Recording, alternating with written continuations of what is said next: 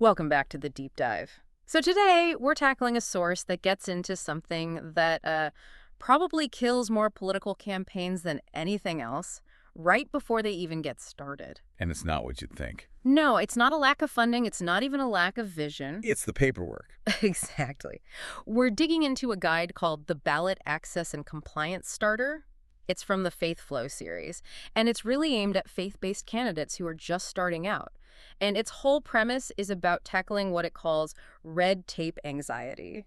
Which is so real. I mean, the source describes a specific kind of paralysis that candidates feel. Mm-hmm. You have this big calling to serve, Right. but you're immediately hit with this just wall of affidavits, deadlines, checkboxes. And the stakes feel huge. The guide makes it clear this isn't just being annoyed by bureaucracy. It's the fear that, okay, one wrong signature, one missed form, and you're disqualified. Game over. Game over before you've even printed a yard sign.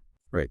And that's why this book frames itself not as some dense legal textbook, which is what you usually find, but as a calm guide. It's for the non-tech candidate. It just strips away the legalese. It focuses on what they call campaign filing readiness. Exactly. And the tools they have in there are, I thought, really practical. They have these checklists that break down things like, getting an EIN number. That sounds terrifying to a first-timer. It does, but it's just a standard process. And I love the part about supporter math.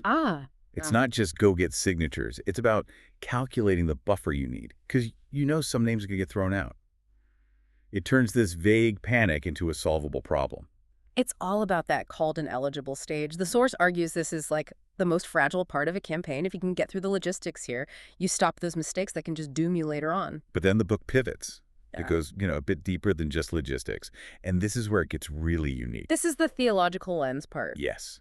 It reframes the whole idea of paperwork. Administration is ministry. That phrase really stood out. It did to me, too. Yeah. Usually, people keep those things separate, right? Faith is over here. Government forms are way over there. This source says, no, they're connected. They use Nehemiah from the Bible as an example. The wall builder. I hadn't really thought about this, but you're right. The text points out that before he started building, he got his letters of passage. He got his permits. Yeah. From the king. It was bureaucracy. Oh, wow. And they also mentioned Jesus feeding the 5,000. He didn't just, snap his fingers. He organized the crowd. He strategized.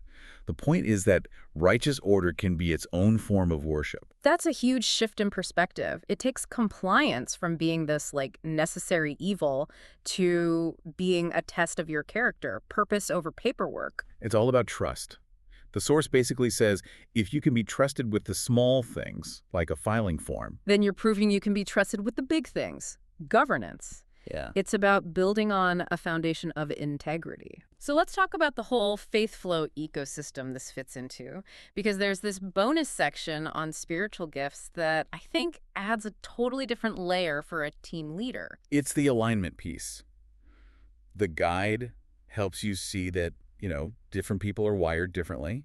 If you have what it calls a truth gift, you're probably all about precision. So you're the person who should be double-checking the form. Yes. But if you have a care gift, a spreadsheet might just drain your soul. right.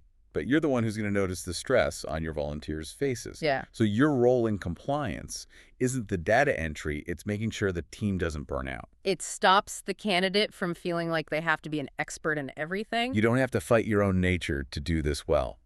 And they reinforce that with other tools, like a flipbook story called The Door They Almost Missed. It visualizes that struggle. And they even have a song. A companion song, Anointed for Access, which I know sounds a little unusual for a compliance guide. A little, yeah. But the point is emotional regulation. It's the soundtrack for that drive to the clerk's office when your hands are shaking and you're just praying they accept your paperwork. So ultimately, this is telling you that being detailed and being faithful are not opposites. You can be spiritual and organized at the same time. And you don't have to carry all that legal weight by yourself. There are systems.